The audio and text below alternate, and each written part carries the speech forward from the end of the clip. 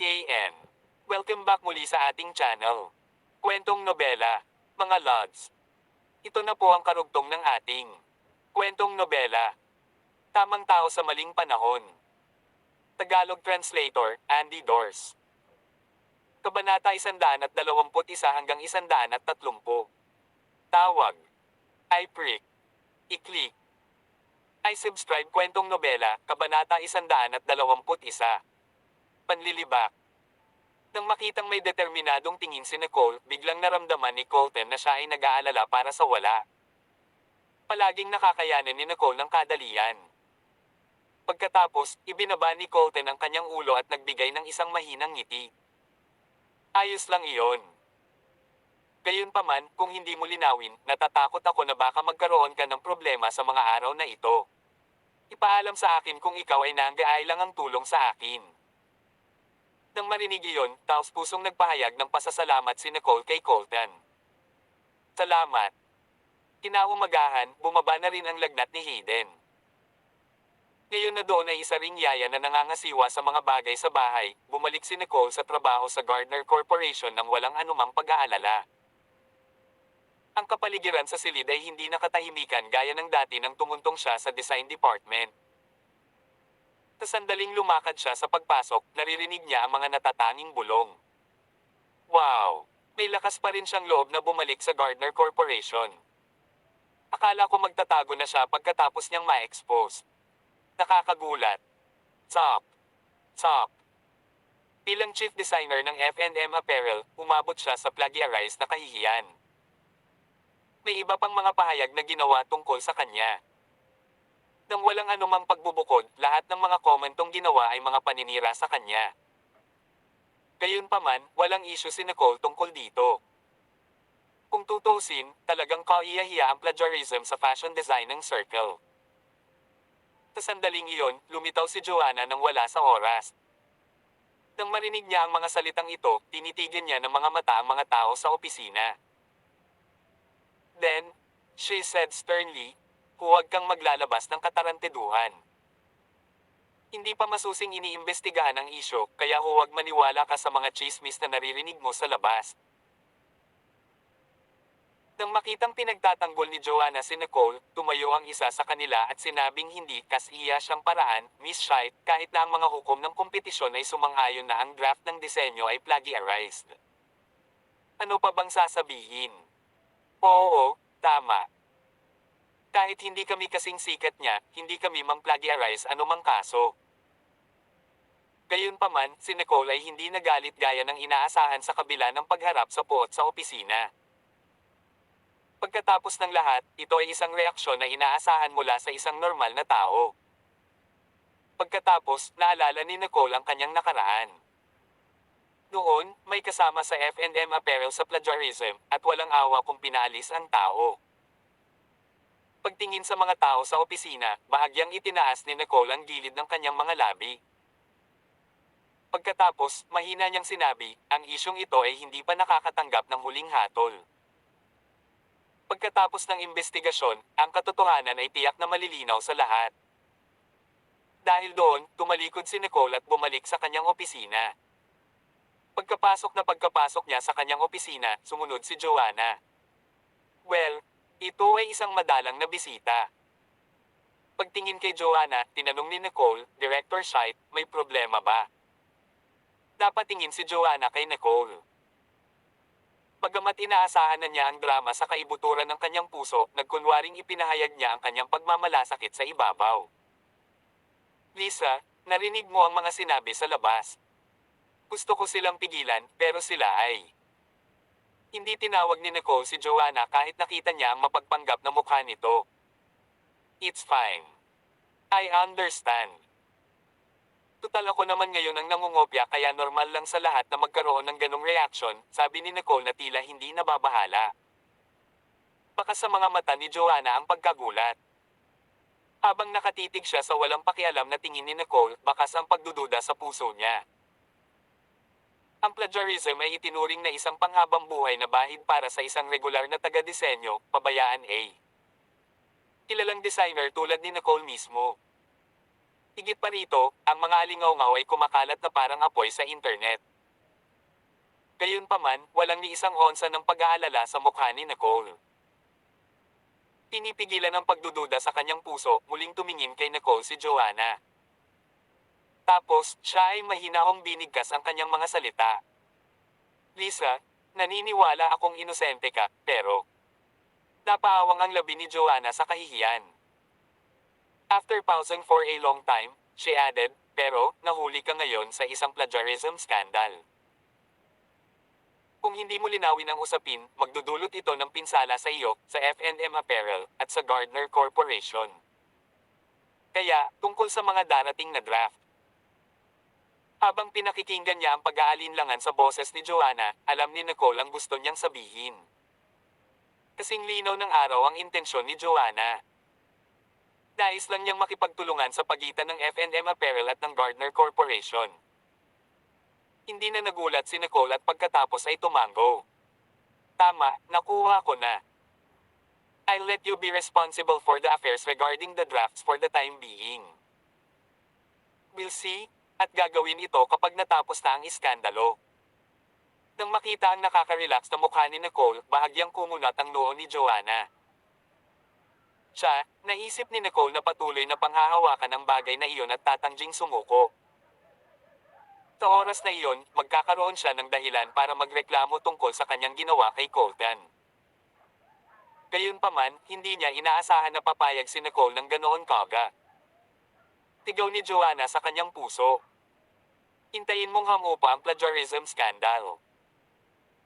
Akala ko may pinag-isipang mabuti si Nicole, pero hindi ko inasahan na naghahanda siyang maghintay hanggang sa lumipas ang oras, at ang iba ay makakalimutan na ang bagay na ito. Ganyan kating ang pag-iisip. Tawag. I-prick. I-click. I-subscribe kwentong nobela. Tamang tao sa maling panahon. Tagalog Translator, Andy Dors, Kabanata 122. Itaas ang impyerno. Matapos makuha ang kanyang mga kamay sa mga karapatan sa pagpapatupad, hindi nagtagal si Joanna sa opisina ni Nicole. Tumalikod siya at umalis. Sa tingin ko, may kinalaman si Queenie sa bagay na ito. Hindi alam ng marami na ex-boyfriend ko si Henry. Minamaliit ko talaga si Queenie base sa serye ng mga stunts na ginawa niya. Nagulat ako na siya ay talagang matalino. Gayun din, kahit na sinusubukan ni Joanna ang kanyang makakaya na magpanggap na may banal na pag-uugali sa harap ng iba, malamang na may kinalaman din siya sa bagay na ito. Kailangan ko lang tingnan kung magiging involved siya pagkatapos nito. Nang maglahon, binuksan ni Nicole ang computer at nalaman niyang halos lahat ng mga post sa internet ngayon ay pumupuna sa kanya. Lisa, copycat ka. Umalis ka na sa fashion designing circle. Ang chief desi ng F&M Apparel na si Lisa ay nangopya sa draft ng disenyo. Nakipaghiwalay si Lisa sa kanyang kasintahan 5 taon na ang nakalilipas dahil sa pera. Nagbenta siya ng sarili niya para sa pera. Habang nag-scroll pa siya, natuklasan ni Nicole na hindi lang tungkol sa plagiarism ang mga post, ngunit marami rin ang nag-usap tungkol sa insidente noong 5 taon na ang nakakaraan. Hindi ko inaasahan na aabot ng ganito si Queenie. Sa hitsura ng mga bagay, gusto niyang pilitin ako sa dead end. Nang mapagtanto iyon, napangiti si Nicole at ang kanyang mga mata nagdidilim. Kung ganoon, gusto kong makita kung gaano kalaki ang kaguluhan na maaari mong pukawin, Queenie. Biglang may malakas na ingay na nagmumula sa labas ng pinto. Miss Gardner. Miss Gardner. Miss Lisa is still working. Hindi ka pwedeng pumasok. Pagkatapos niyang makinig ng mabuti, naramdaman niyang parang boses ni Scarlett iyon. Maya-maya pa, isang mabilis at galit na boses ang narinig. This is my brother's company. It's the Gardner family's company. Paano ako bawal pumasok? Kung tama ang narinig ni Nicole, dapat iyon ang boses ni Wendy. Sa sandaling iyon, naramdaman ni Nicole na medyo nakakaawa ang pagiging katulong niya. Bilang katulong niya, kailangang tulungan siya ni Scarlett na itigil ang lahat ng problemang ito sa buong araw. Pinuksan ni Nicole ang pinto. Sa isang sulyap, nakita niya si Wendy na nakatayo sa pintuan na galit na galit. Nang Nang makitang lumabas si Nicole, nagapoy sa galit si Wendy habang ang kanyang pares ng magagandang mata ay malapit ng mag-alam. Pagkatapos, tumingin siya ng diretso kay Nicole, nangangalit ang kanyang mga ngipin, at binigkas, Nicole Anderson. Halos mawala iyon sa isip ni Nicole. Ang kanyang mga damit ay may kasamang elemento ng plagiarism, and Wendy would definitely be involved since she wore the outfit na kanyang dinisenyo. Bilang isang ginang na mahal ng kanyang pamilya, dapat si Wendy ay asar na hindi makapaniwala dahil sa pagdurusa ng napakalaking karaingan. Miss Gardner, pag-usapan natin ang bagay na ito sa loob ng opisina ko. Bahagyang ngumiti si Nicole at umatras ng isang hakbang. Na may bahagyang pag-aalala sa mukha, lumingon si Scarlett at tumingin kay Nicole. Miss Nicole, she. Napagtanto ang pag-aalala ni Scarlett, inaliw siya ni Nicole sa pagsasabing, "It's fine. Alam ko na kung ano ang gagawin." Nakatapak si Wendy sa kanyang high heels, walang pakialam na pumasok si Wendy sa opisina. Isinara ni Nicole ang pinto at tumingin sa galit na binibini na nakatayo sa kanyang harapan. With a little apologetic look on her face, Nicole apologized by saying, "Miss Gardner, I'm sorry for what happened this time." Sa pag-aakalang humihingi ng tawad si Nicole sa kanya para sa plagiarism, ngumuso si Wendy ng malamig at nanunuya, kung ang paghingi ng tawad ay malulutas ang anuman, wala tayong silbi para sa sistema ng hustisya. Kung wala kang sapat na kakayahan para sa trabaho, ikaw ba hindi dapat kinuha sa FATE? Ang plagiarism ay isang napakahiyang bagay. Pagharap sa pagtatanong ni Wendy, nagalinlangan si Nicole. Pagkatapos, mamantong hininga siya at nagpaliwanag, "Hindi ako humihingi ng paumanhin para sa plagiarism, ngunit para isangkot ka dito na bagay." Nang marinig iyon, kumunat ang noo ni Wendy. Tapos, natarante siyang tumingin kay Nicole. "Ano na naman ang balak mo?" Gayunpaman, hindi maihayag ni Nicole ang kanyang tunay na plano ng aksyon kay Wendy sa sandaling ito. Si Wendy ay isang prangka na tao, at ang lahat ng kanyang pagsisikap ay magiging walang kabuluhan kung ailik ni Wendy ang kanyang plano. Kaya naman isang pangako lang ang maibibigay ni Nicole sa kanya. Walang ganap na elemento ng plagiarism sa aking draft ng disenyo.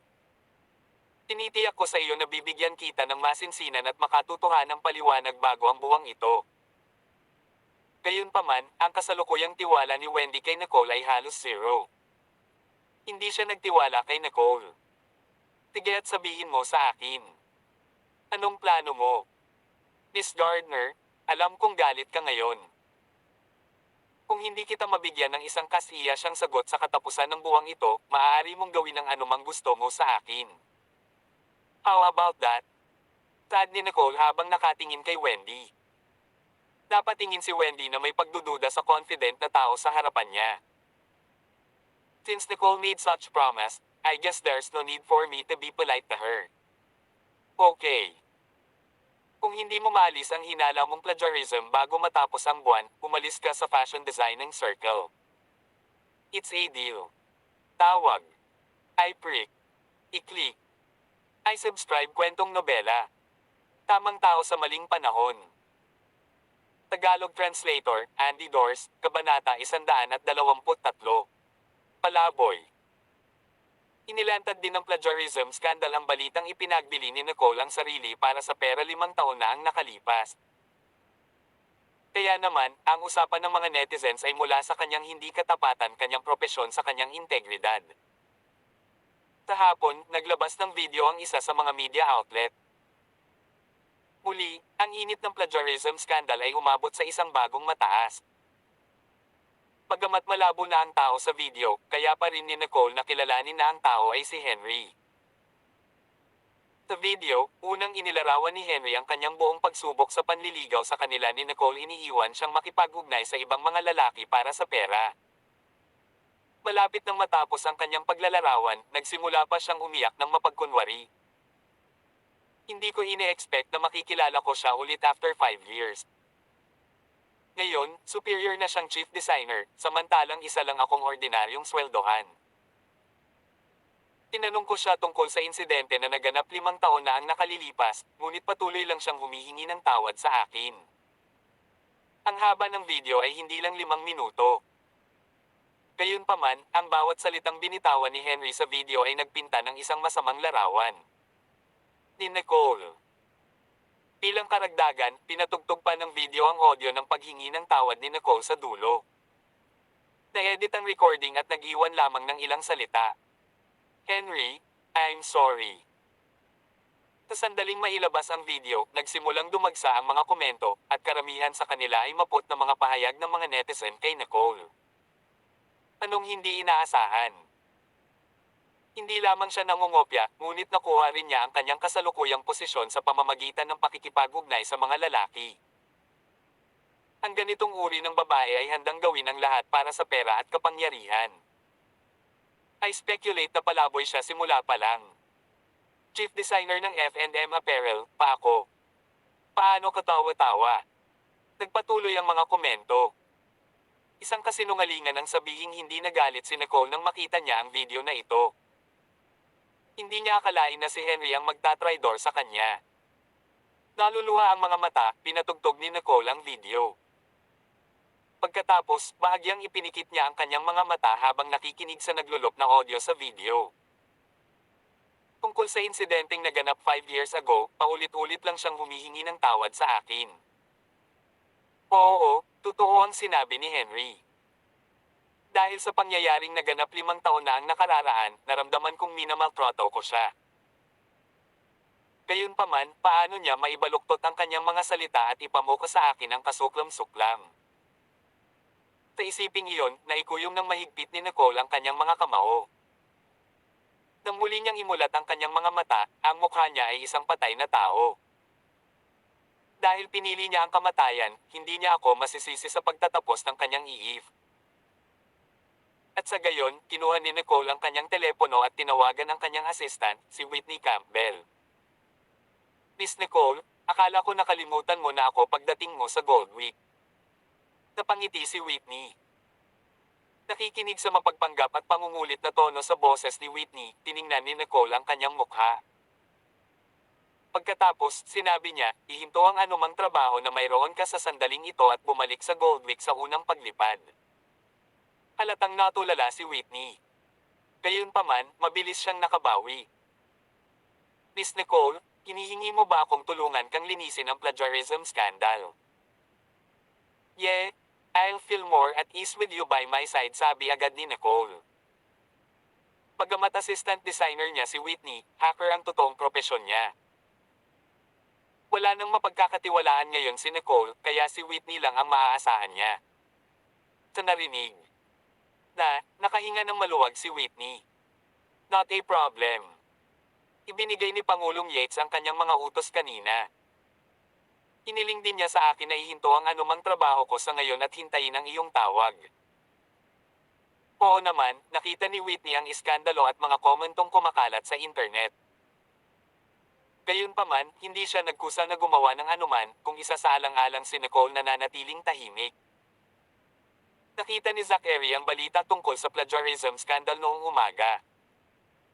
Tinawag niya si Whitney ng umagang iyon na hinihiling sa kanya na ihinto ang kanyang trabaho sa sandaling ito at hintayin ang tawag ni Nicole. Hindi sumagi sa isip ni Nicole na mag-iisip si Zachary. Kaya naman, medyo naantig siya sa pagiging maalalahanin nito. By the way, tulungan mo akong mag-imbestiga sa isang tao at alamin ang kasalukuyang kinaroroonan niya pagdating mo. Yung nasa video ba? Tanong ni Whitney. Nang marinig iyon, tumango si Nicole at sumagot, oo. Dahil ayaw ni Henry na magkaroon ako ng mas magandang buhay, bakit ako magiging banal at hahayaan siyang mamuhay ng komportable? Natanggap na ang order. Huwag kang mag-alala, Miss Nicole. Tiyak na haharapin ng mabuti ang bagay na ito kung iisipin ko na ako ang manggenguna. Nakangiting paniniguro ni Whitney. Pagkatapos, inabot ni Nicole ang kanyang kamay at minasahe sa pagitan ng kanyang mga kilay. Medyo nakaramdam ng pagod, tumugon siya, safe travels. Tawag. I prick. I-click. I subscribe kwentong nobela. Tamang tao sa maling panahon. Tagalog Translator, Andy Dors, Kabanata 124. Sa buhatan. Plagiarism scandal, pakikipag-ugnay sa mga lalaki para sa pera, at pagbubuntis sa labas ng kasal. Noong una, umiikot lang ang usapan sa plagiarism scandal. Gayunpaman, dahil sa tumataas na kasikatan ni Nicole, ang kanyang walang hangganang madilim na nakaraan ay hinukay at nalantad. Tauna, gusto ni Nicole na lutisin ang bagay na hakbang-hakbang. Hindi niya inaasahan na si Queenie ay to go this extreme this time. Hindi lang niya ako gustong sirain ang career, pero gusto pa niyang sirain ang buong buhay ko. Samantala, sa Anderson residence, si Lydia ay may hawak na mangkok ng yulang bisc sa kanyang kamay. May ngiti sa labi, lumakad siya pasulong sa maliliit na hakbang. Queenie. Sigurado akong mahihirapan si Nicole na palayain ang sarili niya this time. Inilapag ni Lydia ang bowl ng lobster bisque sa harap ni Queenie habang nagsasalita ito. Kampante ang mukha ni Queenie na kinusat ang mga mata at ngumisi. Tapos, malamig siyang ngumuso. Wala siyang dapat sisihin kundi ang sarili niya. Hindi alam ni Nicole ang kanyang lugar at sinubukang agawin ang nararapat kong pag-aari. Sa kanyang panaginip. Kahit na ang iskandalo ay naging isang napakalaking deal, si Lydia ay kaunti pa rin nag-aalala. Kung tutusin, si Nicole na ngayon ang chief designer ng F&M Apparel. Sa tingin mo pipigilan nila ang iskandalo na ito para sa kanyang kapakanan? Kawakas ay nagkaroon sila ng pagkakataon na pabagsakin si Nicole, kaya tiyak na hindi niya gagawin kung gusto ni Nicole na palayain ang sarili mula sa iskandalo na ito. Not to mention, dahil sa katayuan ni Nicole bilang chief designer, matagal nang iniisip ni William na tanggapin siya pabalik sa Anderson family. Kung hindi dahil sa patuloy na pagpapayo sa kanya ni Lydia laban dito, malamang na lumipat na si Nicole ngayon. Sa sandaling iyon, kumikinang ang mga mata ni Queenie na may bakas ng pagkamali siya, at napangisi siya habang nakaawang ang labi, "Nay, hindi ko sila bibigyan ng pagkakataon. Ngayong nasimulan ko na ito, dapat kong tiyakin na ang putik ay dumidikit ng matatag. Hindi dapat si Nicole mabigyan ng pagkakataong palayain ang sarili. Gusto kong panatilihin siyang ganap sa ilalim kong paa." Nang marinig iyon, yumuko si Lydia at nagtanong, "Mayroon ka bang magandang ideya?" With her lips curled into a smile, Queenie said slowly, "Ang insidenteng naganap 5 taon na ang nakakaraan at ang pagbubuntis sa labas ng kasal ay maaari lamang hayaan ng mga netizen na punahin si Nicole sa moral na pananaw. Pero, hindi ganoon ang kaso ng plagiarism. Ang ibig sabihin ng plagiarizing ay nilabag niya ang batas. Sa kabila ng pagkakaroon ng suporta mula sa F&M Apparel, ipapadala pa rin si Nicole sa bilangguan hanggat ang may-ari ng orihinal na draft ng disenyo ay aidmanda siya." Sa sobrang tuwa sa sinabi ni Queenie, agad na nagtanong si Lydia, "Queenie, nahanap mo na ba ang may-ari ng orihinal na draft ng disenyo?" Nang marinig iyon, umiling si Queenie. Siya ay naabala nito na bagay din. Kahit na tinanong niya ang mga hukom ng kompetisyon mula doon na taon, ipinaalam nila sa kanya na isa itong hindi kilalang draft. Kahit na ang tao ay nanalo ng unang pwesto sa kompetisyon, walang sino man ang nagpakita upang kunin ang premyo. Tinubukan nilang kontakin ang tao, ngunit walang tugon. Kung gayon, ano ang dapat nating gawin? Tanong ni Lydia na medyo nababalisa. Nahuli ko na rin sa wakas. Itong gintong pagkakataon. Ayokong ibigay ito. Mom, this matter has become too big of a deal now. Imposibleng hindi nakita ng may-ari ng original design draft. Maghintay pa tayo ng 2 araw. Kung hindi pa rin makontak ng mga hukom ang may-ari noon, maghahanap tayo ng magpapanggap na may-ari ng orihinal na draft ng disenyo. Sa pagkakataong ito, kailangan natin ay crush si Nicole to the point na hindi na siya makakabalik. Habang nagngangalit ang kanyang mga ngipin, binigkas ni Queenie ang mga katagang iyon. "Last time, malapit na si Nicole set up ako para makipag-stow kay Joseph. Kahit anong mangyari, hindi ko hahayaang dumausdas iyon." Sa kasalukuyan, tinatrato si Nicole na parang pasaway. Ang lahat ay dumura ng puot sa mga pahayag na hindi nagpapakita sa kanya ng mga palatandaan ng kabaitan kapag nakita nila siya. "Ayoko lang maniwala ka na may paraan pa para palayain niya ang sarili niya." Agad namang nagpakita ng malisyosong ngiti si Lydia. Sounds good. Queenie, you're so intelligent. Noon, never akong nakipagsabuatan ng nanay ni Nicole. Parang walang kwenta din ang babaeng ipinanganak niya, considering we can have Nicole completely under our feet now. Kasabay nito, sa Gardner Corporation, ang sitwasyon ay hindi maganda ang hitsura sa opisina ng Pangulo. Hawak ang kanyang ulo gamit ang isang kamay, tumingin si Colton sa dokumento sa kanyang kamay at hindi maiwasang makaramdam ng pananakit ng ulo. Dahil sa mga iskandalo tulad ng plagiarism ni Nicole, premarital pregnancy, at tulad ng pagkakalantad sa internet, ang lupo ng mga direktor ng Gardner Corporation ay hindi na maupo. Hiniling nilang lahat sa Gardner Corporation na maglaro ng ligtas at mabilis na sipain palabas si Nicole. Kahit na nagawa ni Colton na sugpuin ang isyong ito ng buong lakas, hindi niya ginawa asahan na dadalhin ng lupo ng mga direktor ang bagay na ito sa kanyang ama, si Benjamin Gardner. Si Benjamin ay matanda na at masama ang ugali. Nang marinig na may ganoong black sheep sa kumpanya, agad niyang tinawagan si Colton at pinagalitan muna ito nang hindi siya pinapaalam.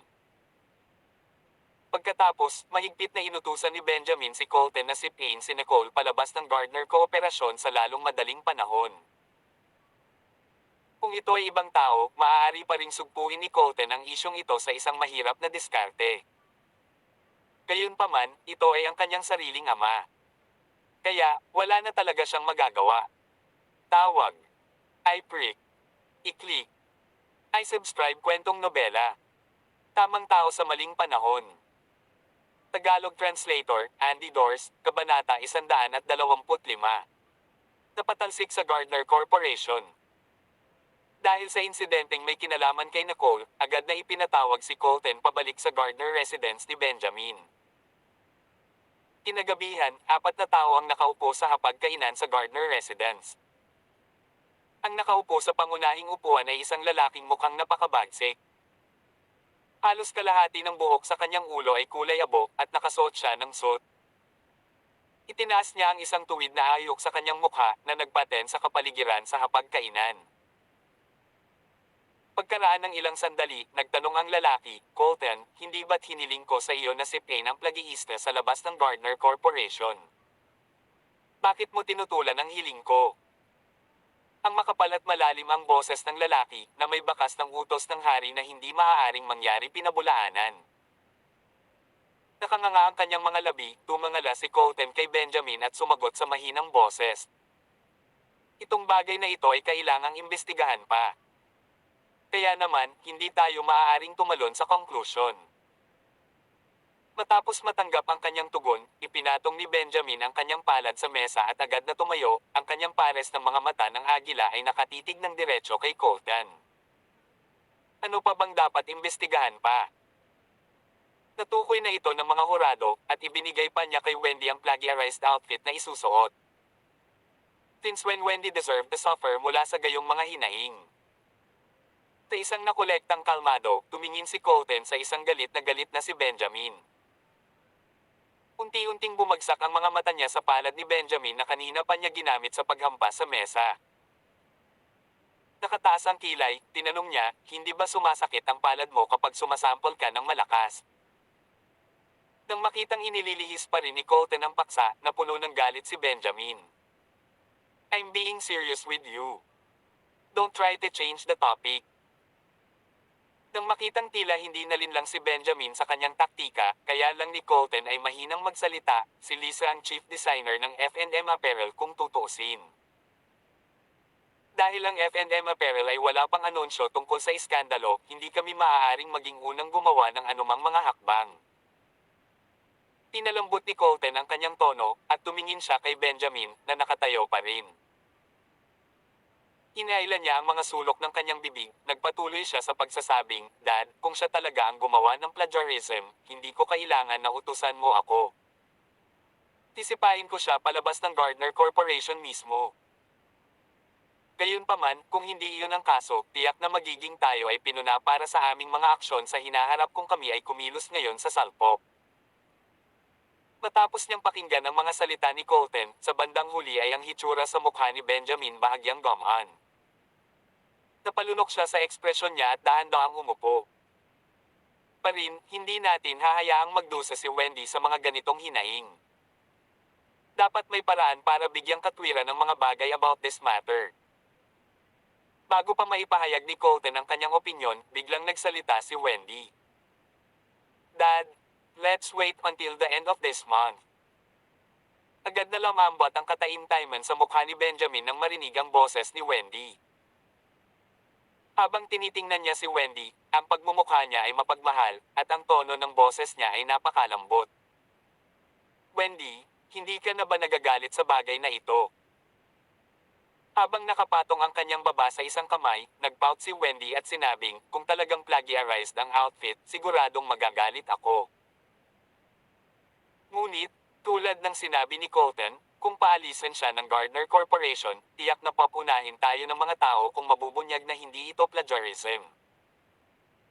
Ang masiglang boses ni Wendy ay may malalim na pakiramdam ng katwiran. Umiling-iling, nadama ni Benjamin ang emosyonal sa kanyang puso at halos maluha siya. Oh, mahal kong anak, malalaki na kayo at alam mo na kung paano tumingin sa iba ngayon. Sa totoo lang, ayaw lang ni Wendy na gawing mas mahirap ang sitwasyon para kay Colton. Alinmang paraan, nangako na si Nicole na kapag nabigo siyang patunayan ang kanyang pagiging inosente sa pagtatapos ng buwang ito, siya na mismo ang aalis sa fashion design ng circle. Sa makatuwid, bakit dapat ipakita ng Gardner Corporation ang sarili bilang kontrabida muna? Colton. Ibinaling ni Wendy ang kanyang ulo upang tingnan si Colton, isang maikling determinasyon na kumikislap sa kanyang malinaw na mga mata. Kung nabigo si Lisa na patunayan na ang kanyang draft ng disenyo ay hindi plagiarized sa katapusan ng buwan, siguraduhing patalsikin siya mula sa Gardner Corporation. Sa totoo lang, hindi inaasahan ni Colton na talagang kumilos si Wendy ng matuwid. Kaya naman, tumanggo siya, Neil, may mahigit 1 linggo pa bago matapos ang buwan. May sapat na oras upang ang bagay ay mamulaklak at magkalat. Na-curious din si Colton kung sino ang nagudyok ng iskandalo na ito. Ay ang tao tina-target si Nicole o ang mga ugnayan ng kooperatiba na nauugnay sa pagitan ng F&M Apparel at ng Gardner Corporation. Sige, kayo. Pihira lang ang pamilya natin na magkasama kumain. Huwag na nating pag-usapan ang mga itong negative issues and just enjoy our meal, nagmamadaling sabi ni Anna nang maramdaman niya ang bahagyang maayos na kapaligiran sa hapagkainan. Tawag. I-prick. I-click. I-subscribe kwentong nobela. Tamang tao sa maling panahon. Tagalog Translator, Andy Dors, Kabanata 126. Mga kawatan. Hindi nagpakita si Nicole sa kumpanya ngayon. Nakikita na siya ngayon ay parang isang kompletong celebrity, agad na nakilala siya ng mga tao at hinusgahan siya sa sandali na itinakda niya ang kanyang mga paa sa publiko. Madilim ang gabi, at ang panahon noong Abril ay hindi gaanong malamig gaya ng gabi mahinang umihip ang hangin. Kahit isang patong lang ng damit ang suot ni Nicole, nagawa na niya na hindi masyadong malamig. Si Nicole ay nanatili sa bahay buong araw at nakipaglaro kay Hayden sa loob ng mahabang panahon. Noong una, siya pa rin ang may kontrol sa plagiarism scandal. Gayunpaman, hindi niya ginawa asahan na ang insidente na naganap 5 taon na ang nakakaraan ay lalabas sa internet mamaya at kumalat na parang apoy. Ang pangyayaring iyon ay isang bagay na hindi maitatanggi ni Nicole, at ito ay magagawa lamang kay Queenie. Habang nakapikit ay huminga ng malalim si Nicole. Nang muli niyang imulat ang kanyang mga mata, malinaw at maliwanag ang mga ito. Inabot niya ang kanyang mga kamay, tinapik niya ang kanyang mga pisngi. Nabanggit kanina ni Hayden na gusto niyang kumain ng steak. Nasa labas siya ngayon para bumili ng mga steak para sa kanya. Pinilisan ni Nicole ang lakad at pumasok sa supermarket. Ang supermarket noon ay malaki, at ang paradahan ay matatagpuan sa basement. Umabot ng 10 si Nicole. Ilang minuto upang maglakad hanggang sa pasukan ng supermarket pagkatapos niyang iparada ang kanyang sasakyan. Matapos bayaran ang kanyang mga steak ay agad na binuhat ni Nicole ang shopping bag at naglakad siya patungo sa basement parking lot. Habang nakatingin siya sa parking lot, naramdaman ni Nicole na medyo madilim ang kapaligiran, hindi sigurado kung ito ay dahil ito ay isang basement na paradahan. Napansin niya iyon, ilang mga ilaw na dapat magpapaliwanag sa lugar ay nasira nang siya lumagpas sa kanila. Nang maramdamang kakaibang tahimik ang parking lot, napasimangot si Nicole. Mahigpit niyang kinuyam ang plastic bag sa kanyang kamay at mabilis na naglakad patungo sa kanyang sasakyan. Pagdating ni Nicole sa gilid ng kanyang sasakyan, ilang masasamang suot na tao ang lumapit sa kanya mula sa kabilang direksyon. Hindi makapagsalita, nanigas si Nicole sa takot. Totoo ang kasabihan. Ang bagay na ikaw ay takot sa karamihan ay darating sa huli mahanap ka. Yo, maganda. Ang ganda ng sasakyan mo dyan, komento ng isang tao habang sa iya'y diretsong ipinatong ang paa sa sasakyan ni Nicole at tumingin sa kanya ng may masasamang ngiti. Hindi tanga si Nicole. Alam niyang ang mga tag na ito ay ipinadala ni Queenie. Sa sandaling iyon, kinuyam ni Nicole ang bag na may mga steak at tumingin sa paligid. May 4 na tao sa kabuuan, at 3 sa kanila ay may hawak na mga patpat sa kanilang mga kamay. Walang ibang tao pa sa buong basement parking lot. Nang mapagtanto iyon, pinaikit ni Nicole ang kanyang mga mata at mahinahong nagtanong, ano ang gagawin mo gusto ng mga lalaki? Ano ang gusto natin? Biglang tumawa ang leader ng grupo ng mga tulisan. Siya tumingin kay Nicole at nakangiting sinabi, bihira na tayong makakita ng ganyan. Kagandahang tulad mo, kaya gusto lang namin makipag-chat sa iyo. Iyon lang. Sabay-sabay na lumapit ang isa sa mga lalaki at bumulong sa pinuno, tingnan mo, bro. Hindi ba't kamukha niya ang taong nag-viral sa internet kamakailan? Kumunat ang noo ng lalaki na tila pinuno. Pagkatapos noon ay nagtanong siya ng malakas, alin ang tinutukoy mo? Yung babaeng nangopya ng design, nabuntis nang wala sa kasal, at nakipag-ugnay sa mga lalaki para sa pera. Sa sandaling kumawala ang mga salitang iyon sa mga labi ng lalaki, nagtawanan din ang mga tao sa likod niya. Maya-maya, ang mga tulisan ay nagbiro, makipag-ugnay sa mga lalaki para sa pera. Nagkataon lang na may konting pera tayo dito. Paano kung samahan mo kami? Nakakunot ang noo ni Nicole, hindi nahiya si Nicole sa sinabi nila sa ali. Pagkatapos, itinaas niya ang telepono sa kanyang kamay, nagpapahiwatig na nag-dial siya ng 911. Kung gusto mong ipagpatuloy ang pagsama sa akin dito, mangyaring gawin mo ito. Papasok lang itong oras na para dumating ang mga pulis at anyayahan kayo sa istasyon para sa ilang tasa ng libreng kape. Pero parang hindi nanginginig sa takot ang mga tulisang iyon nang makitang tumawag ng pulis si Nicole. Bagkus ay mas lalo silang tumawa. Kalalabas lang namin doon.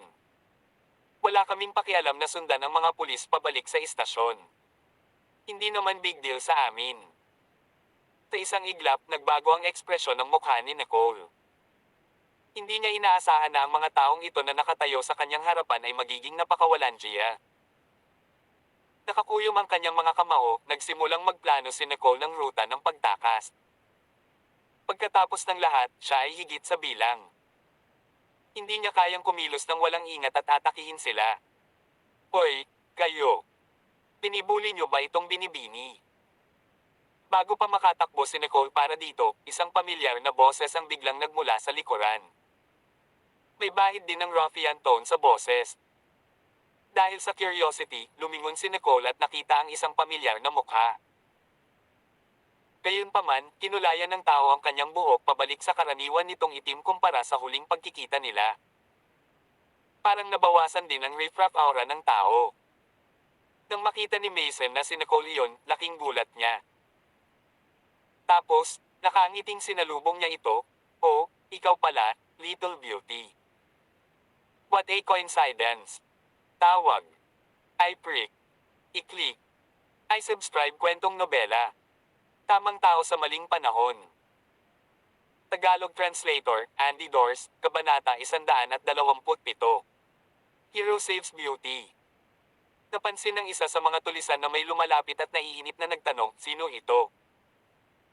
Hindi mo ba nakikita na sinusundo ko ang isang babae, alang-alang sa Diyos?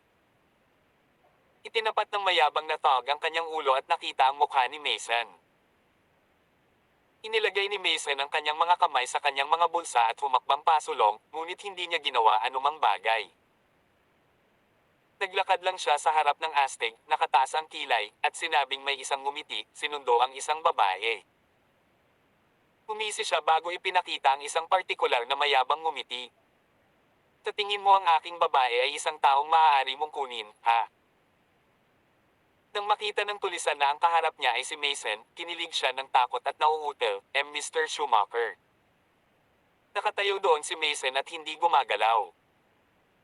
Gayunpaman, nang makita silang nakatayo rin, malungkot siyang nagtanong, ano ang problema? Kailangan mo ba akong imbitahan ka? Nang marinig ito ng mga tulisan ay agad silang tumalikod at tumakbo palayo. Pagkaalis nila, nilingon ni Mason si Nicole. Ang madilim na ekspresyon ay nawala sa mukha niya at ngumiti siya bago niya ikinaway ang kamay niya. Hey, pretty lady. Long time no see. Don't you think we have a special kind of fate? Napatingin si Nicole sa mga nakaalis na mga tulisan at gaman ang pakiramdam niya sa kanyang ekspresyon mas maganda ang itsura.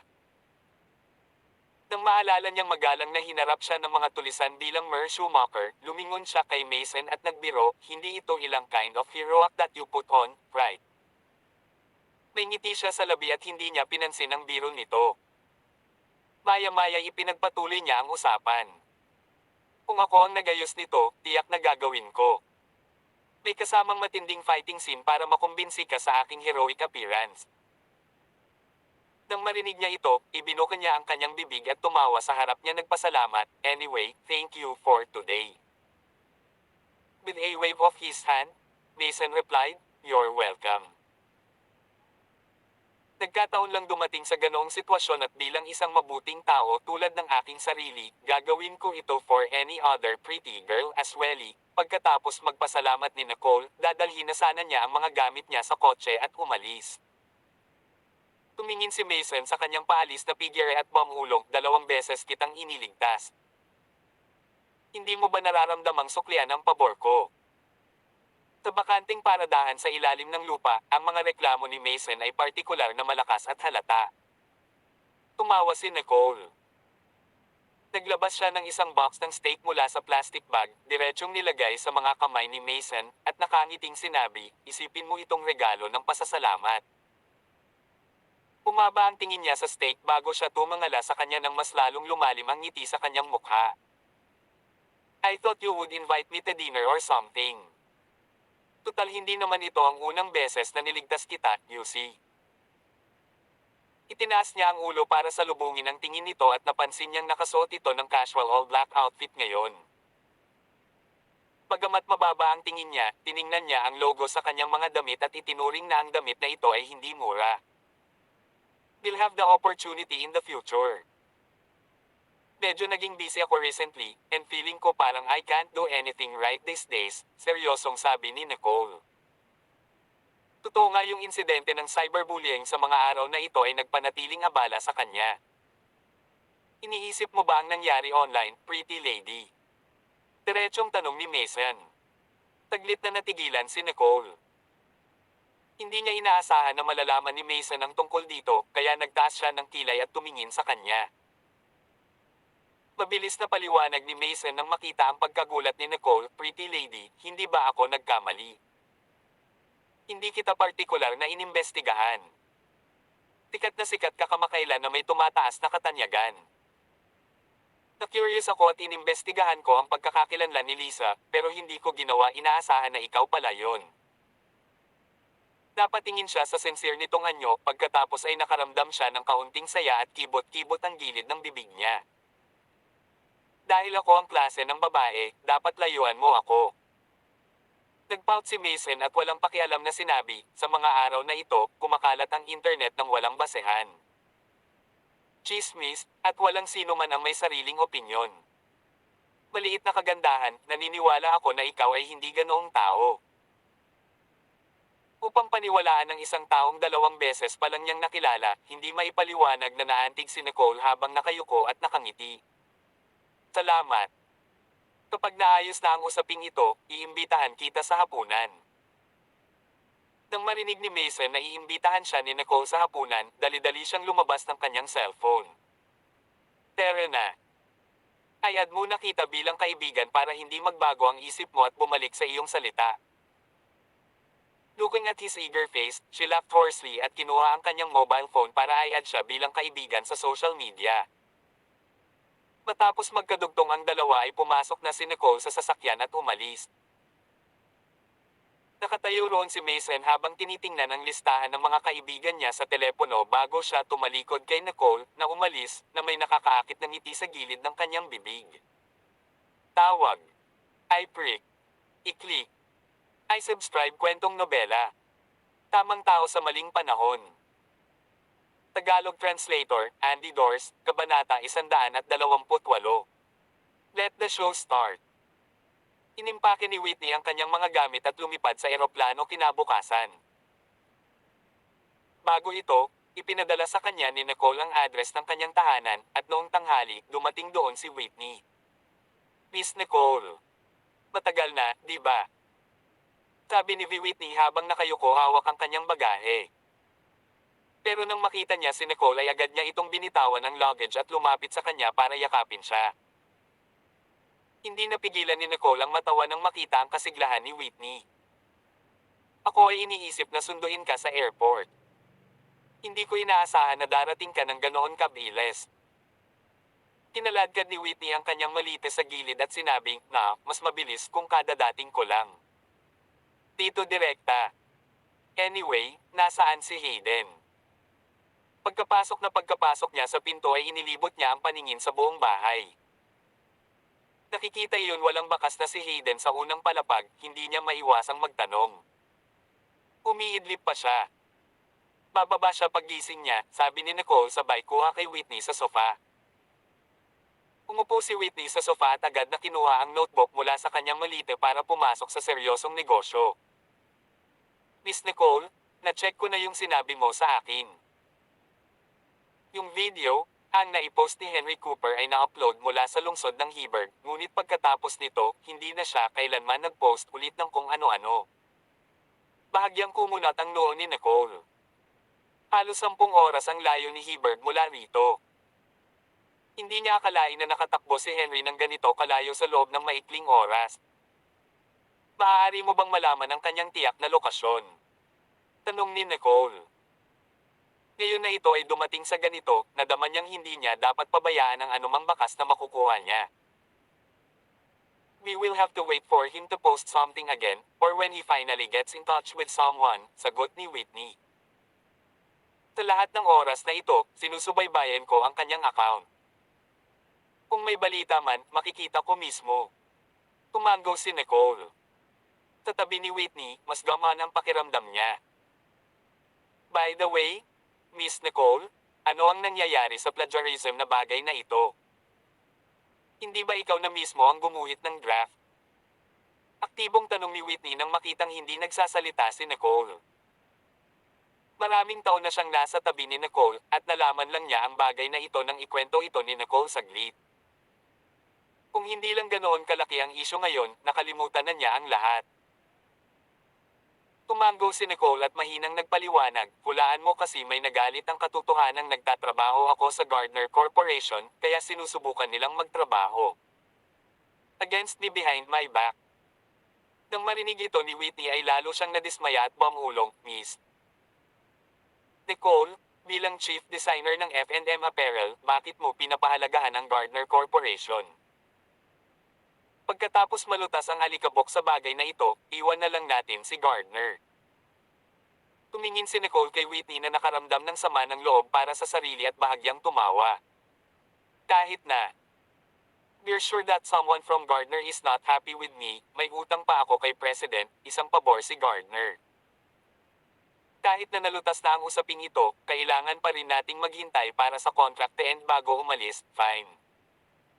But let me work with you on this. With me by your side, let's see what tricks they dare play on you. Marahas na sabi ni Whitney. Siyempre.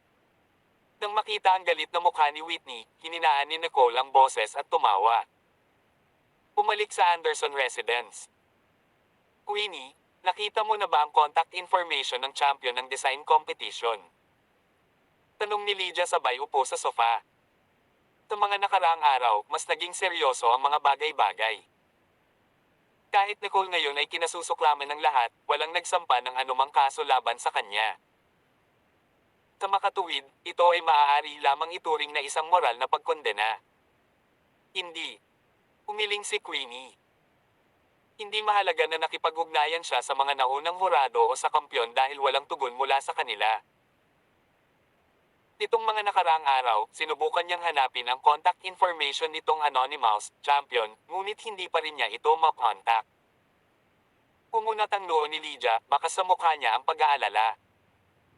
Kung gayon ano ang dapat nating gawin? Isang layer ng bisyo ang sumilay sa mga mata ni Queenie. Kahit anong mangyari, hindi ko papakawalan si Nicole sa pagkakataong ito. Kinawit niya ang labi niya at ngumisi. Ang mga bagay ay lumampas sa proporsyon nitong mga nakaraang araw. Sigurado ako kung hindi pa rin nagpapakita ang anonymous, nangangahulugan ito na wala na sila o hindi man lang nila nakita ang balita online. Kung ganoon nga, let's bring her to justice on their behalf. Inihanda mo na ang lahat. Tanong ni Lydia kay Queenie habang sinusulyapan ang confident look nito. Siyempre. Hintayin na lang natin ang sandali kung kailan mapupunta si Nicole sa impyerno. Masungit na sabi ni Queenie. Tawag. I prick. I-click. I subscribe kwentong nobela. Tamang tao sa maling panahon. Tagalog Translator, Andy Dors, Kabanata 129. Ang demanda. Kinaumagahan, pagkagising ni Nicole, nakita niya si Whitney na nakaupo sa ibaba. Mabilis na nagtap ang mga daliri sa keyboard at ang kanyang ekspresyon ay mukhang medyo solemn na. Habang pababa siya ng hagdan habang humihikap, nagtanong siya, anong problema? Nagsisimula ka na bang magtrabaho ng maaga? I'm fighting against a group of retards, marahas na sabi ni Whitney. Nang marinig ang tono niya, hindi napigilan ni Nicole ang pagtawa. Dahan-dahan siyang bumaba at ang kanyang mga mata ay bumagsak sa kanyang computer. Sa isang sulyap, nakita niya ang malaking pamagat sa screen, original author of design draft Mendez si Lisa. Kumunat ang noo ni Nicole. Day 4 na araw pa bago matapos ang buwan, ngunit hindi makapaghintay ang taong ito. Who's claiming to be the original author? Nakayukong tanong ni Nicole. Tumigil ang mga kamay ni Whitney. Lumipat siya ng mga bintana, itinuro ang isang tao, at sinabing, narito ang taong ito. Tiningnan ni Nicole ang profile sa ilalim niya at nalaman na ito ay isang designer mula sa Pinnacle Group.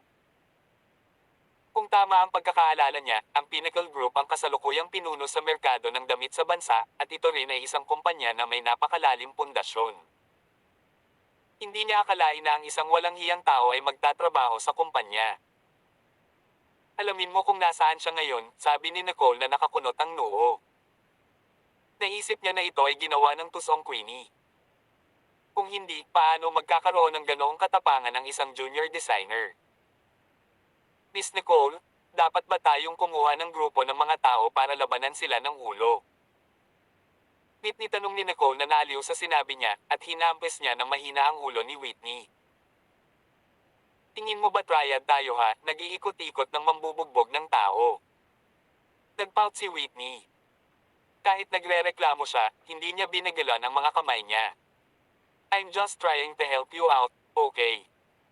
Panawagan ni Nicole, bilasan mo at alamin mo kung nasaan siya. Nagmamadaling nagtrabaho si Whitney sa computer at ang impormasyon ng taong ito ay mabilis na natagpuan. Ang taong ito ay tinatawag na Daniela Zimmer. Siya ay nasa 30s. Siya ay maaari lamang itinuturing na junior designer sa Pinnacle Group at naging designer siya para sa 8 taon, ngunit hindi siya nakagawa ng anumang natatanging mga disenyo. Dama po ang mga mata ni Nicole sa larawan sa computer. Huminto si Whitney at nagpatuloy, ngunit ang kanyang mga dibuho sa disenyo ay medyo kabataan. Bagamat ang mga ito ay medyo katulad sa iyong mga nakaraang disenyo ng mga guhit, sila ay halatang hindi kapareho ng grade. Nagtatrabaho pa ba siya sa Pinnacle Group ngayon? Tanong ni Nicole. Siya ay dapat. Ngayon ay isang araw ng trabaho, at ang kanyang huling post ay nakapin sa kanyang kumpanya. Tumango si Whitney. Hindi naman sinasadya ng taong ito ang kanyang pagkakakilanlan kaya madali siyang mahanap.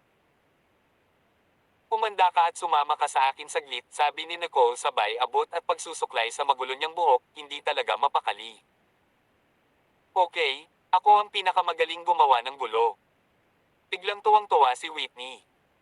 Pagdating ng dalawa sa Pinnacle Group, lunchtime na. Ang Pinnacle Group ay matatagpuan sa isang development area ng Goldwick na napapalibutan ng mga komersyal na kalye. Isa rin itong mataong lugar. Nakatayo ang dalawa sa harap ng company building, naghihintay sa paglabas ni Daniela. Kinailangang magsuot ng maskara si Nicole dahil sa kamakailang buzz. Kung tutusin, kung may makakakita sa kanya, ang mga bagay na sasabihin sa kanya ay medyo hindi komportable para sa kanya na tiisin. Miss Nicole, sa tingin mo bababa siya?